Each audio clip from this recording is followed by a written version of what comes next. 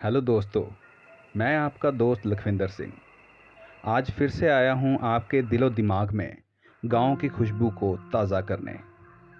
आज मैं आपके लिए लेकर आया हूं गांव की ही एक प्यारी सी कहानी। ये पुराने समय की बात है। हिमाचल के एक 7 घरों के छोटे से गांव में मेरा जन्म हुआ। आज चाहे हम शहरों में बस गए हों, पर मुझे मेरी जन्मभूमि से आज भी उतना ही प्यार है जितना कि उस समय था। उसी गांव की और मेरे बचपन की एक प्यारी सी कहानी आज मैं आपके साथ साझी करने जा रहा हूं। तेज हवा चल पड़ी, बादल भी काले छा गए हैं। लगता है आज तो बारिश होगी।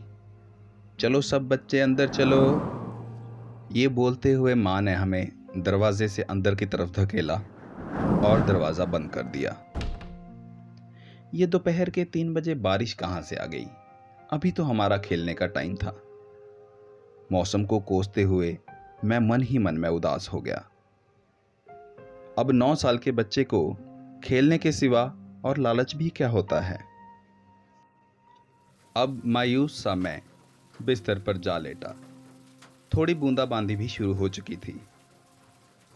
तेज हवाओं की वजह से बत्ती भी गुल हो चुकी थी। उस समय मोबाइल फ़ोन तो क्या, लैंडलाइन फ़ोन भी नहीं हुआ करते थे और खेलने के अलावा एंटरटेनमेंट का कोई साधन नहीं था। अब बारिश तेज हो चुकी थी और काले बादलों से हुआ अंधेरा अभी भी बरकरार था। बादलों की तेज गड़गड़ाहट कभी कभी मेरी रूह में उतर जाती थी और मेरी नन्ही सी रूह कांप जाती।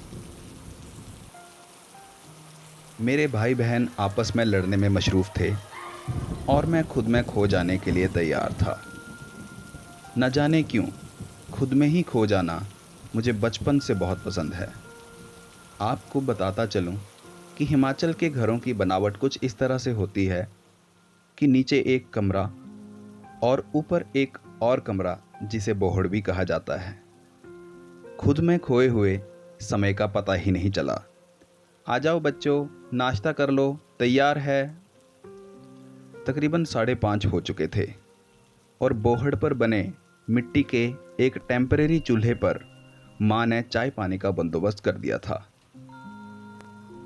हम सब भागे और बोहड़ मतलब ऊपर वाले कमरे में चले गए। माँ के हाथ की बनी वो मसाला चाय मुझे आज भी याद है। मैं आज भी जब गांव जाता हूँ तो पाता हूँ कि वो चाय का स्वाद आज भी बरकरार है। हमने चाय नाश्ता ख़त्म किया और ठंड होने की वजह से वहीं चूल्हे के पास बैठकर आग सेकने लगे।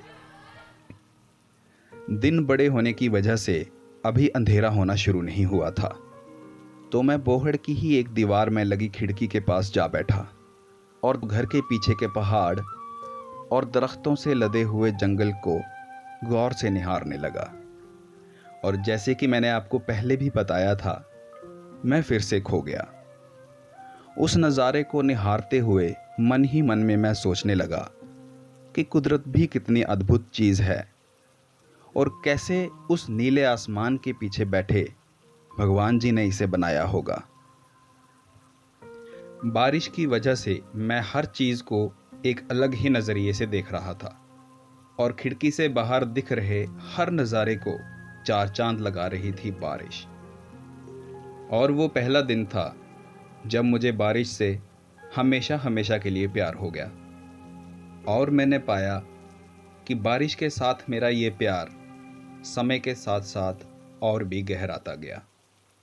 ये शायद इसलिए था कि अब मैं अपने आप को कुदरत के साथ और भी जुड़ा हुआ महसूस कर रहा था। ठीक वैसे ही जैसे शायद मोर हमेशा बरसात के टाइम पे बारिश को देखकर खुश हो जाता है। धीरे धीरे वो सारा नज़ारा अंधेरे की चादर में समा गया। अब वक्त था सोने का, क्योंकि रात हो चुकी थी और लाइट नहीं आई थी। तो माँ ने मिट्टी के तेल का एक दिया जलाकर हमारे पास रख दिया। उस दिए के जलने की खुशबू और बारिश के मधुर संगीत में मुझे कब नींद आ गई पता ही नहीं चला। बस इतनी सी थी ये कहानी।